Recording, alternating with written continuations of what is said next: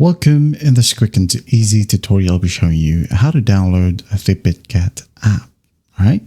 So first up, if you're using Android or iOS, you can just go ahead and straight up open your Play Store or App Store.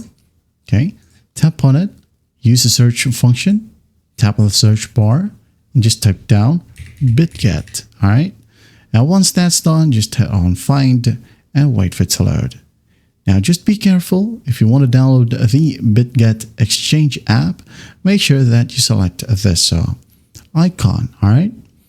Now, if you want to download the Bitget wallet, you can go ahead and scroll down. And as you can see here, it got a different logo or icon. So if you want to, you can go ahead and install them both. Okay, as you can see here, mine is already installed. Bitget wallet and the Bitget Exchange app. So what you can do basically is just tap on it and then just tap on install right here, right? For iOS, you can tap on get, okay?